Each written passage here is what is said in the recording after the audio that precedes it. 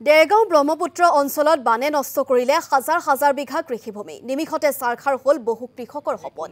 নপমুৱা গাঁৱত এককাল পানীৰ মাজতে আধা পকা ধান চপাইছে এতিয়া কৃষকসকলে আমি দৃশ্যাংশ আপোনালোকক দেখুৱাইছো আৰু এনেদৰে এতিয়া হাহাকাৰ অৱস্থাৰ সৃষ্টি হৈছে কৃষক ৰাইজৰ মাজত আৰু এই পৰিৱেশ আমি কিছু জানিবলৈ চেষ্টা কৰিম আমাৰ সাংবাদিক মৃদুস্মন্ত বৰুৱাৰ জৰিয়তে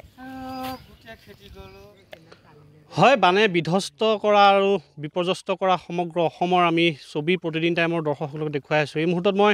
গোলাঘাট জিলাৰ ব্ৰহ্মপুত্ৰৰ এখন পথাৰৰ মাজত উপস্থিত আছোঁ ইয়াত কেনেদৰে হেজাৰ হেজাৰ বিঘা ভূমি কেনেদৰে বানে বিধ্বস্ত কৰিলে আৰু তাৰপিছতে সপোনৰ সোণগুটি কেইটাক চাই কৃষকে হামৰাও কাঢ়িবলগীয়া এটা অৱস্থা আমি পৰিৱেশটো প্ৰতিদিন টাইমৰ দৰ্শকসকলক দেখুৱাম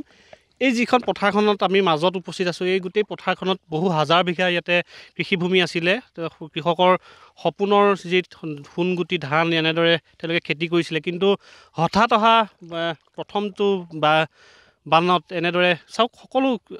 কেউফালে যদি চাই চকুৰে মনিব নোৱাৰালৈকে কেৱল পানী আৰু পানী সকলো তেওঁলোকৰ সপোনৰ সোণগুটি এতিয়া পানীৰ তলত যাৰ বাবে হাহাকাৰ কৰিবলগীয়া অৱস্থা হৈছে আৰু এই যিটো দৃশ্য আমি প্ৰতিদিন আমাৰ দৰ্শকসকলক দেখুৱাইছোঁ কেনেদৰে চাওক এককাল পানীৰ তলত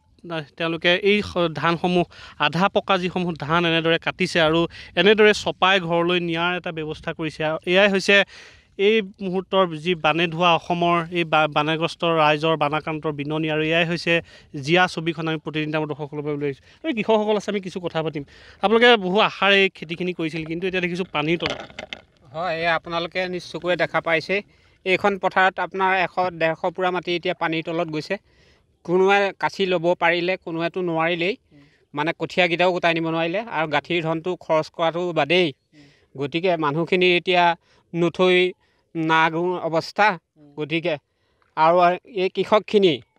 এতিয়া মানে এটাই চিন্তা বছৰৰ খেতিটো যেতিয়া বানপানীৰ তলত পৰিল গতিকে বছৰটো কেনেকৈ চলিব কি কথা এই বিষয়ক লৈ আমাৰ মানুহ এতিয়া মানে হাহাকাৰ পৰিস্থিতিৰ সৃষ্টি হৈছে কাৰণ বছৰটোৰ খেতি বানে গ্ৰাস কৰি লৈ গ'ল আৰু কোনো ৰাইজে ভবাই নাছিল যে এনে আবতৰীয়া বানত আমাৰ খেতিটোক মানে এৰি দিব লাগিব গতিকে এইটোৱেই আমাৰ পৰিৱেশ আমি এতিয়া চিন্তা কৰি আছোঁ আমাৰ গোটেই বছৰটো আমি এতিয়া আমাৰ ল'ৰা ছোৱালীক কেনেকৈ পোহপাল দিম এই বিষয়ে আমাৰ বহুত চিন্তা হৈ আছে চাওক এয়া হৈছে কৃষকৰ বিননি কি কৰিব কেনেদৰে খাব গোটেই বছৰটোলৈ যিহেতু এনেদৰে চপোৱা কথা আছিল আৰু কিন্তু এতিয়া বানে সকলোখিনি শেষ কৰি থৈ গ'ল কি হ'ব এতিয়া দেখিছোঁ গোটেই ধানসমূহ যিহেতু পানীৰ তলত কি কৰা হ'ব এতিয়া কেনেদৰে খাব যিহেতু আৰু এতিয়া যদি চৰকাৰে যদি ব্যৱস্থা নকৰে তেন্তে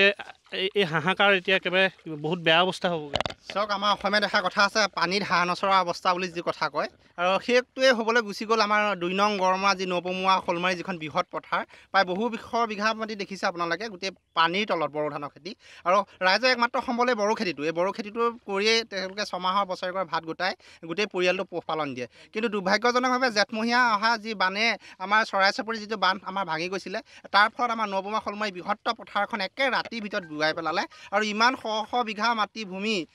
পানীৰ তলত জাহ যোৱাৰ বাবে কৃষক অত্যন্ত মৰ্মাহত হৈ পৰিছে আৰু আমাৰ কৃষক জিলা মানে আমাৰ যিজন কৃষি মন্ত্ৰী তেখেতক অনুৰোধ জনাইছোঁ এই কৃষকসকলৰ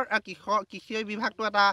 ব্যাগুম বিভাগ আছে এই কৃষকসকলক যে চকু মেলি চায় আৰু অনাগত দিনত এই পথাৰখন যি সুব্যৱস্থা কৰিব পাৰে তেতিয়াহ'লে কৃষকসকল উপকৃত হ'ব কৃষক পেঞ্চন দি বা কৃষকৰ 2 টকা ধন দি সাহায্য দি কৃষকৰ সমস্যা পূৰণ কৰিব নোৱাৰে সমস্যা পূৰণ কৰিবলৈ হ'লে স্থায়ী সমাধান বিচাৰিব লাগিব এই পথাৰখন সুৰক্ষিত কৰাৰ ব্যৱস্থা কৰিব লাগিব আমি তাকে আহ্বান জনাম কৃষিমন্ত্ৰীগৰাকীলৈ এনেদৰে কাটৰ আহ্বান জনাইছে এই পথাৰৰ মাজৰ পৰা আৰু কৃষকসকল আছে আমি মৃদুস্মন্তৰ জৰিয়তে আমি দেখুৱালোঁ আৰু বানে এক প্ৰকাৰ বিধ্বস্ত কৰিছে ৰাজ্যৰ বিভিন্ন প্ৰান্ত সমান্তৰালকৈ দেৰগাঁও ব্ৰহ্মপুত্ৰ অঞ্চলৰ আমি বিশেষ অঞ্চলটো পথাৰ পৰিৱেশ আমি দেখুৱাইছোঁ এনেদৰে বানপানীয়ে যি কৃষকৰ সপোনৰ খেতিডৰা সম্পূৰ্ণৰূপে বিনষ্ট কৰি পেলাইছে আৰু যাৰ পিছতে এতিয়া হাহাকাৰ অৱস্থাৰ সৃষ্টি হৈছে কৃষক ৰাইজৰ মাজত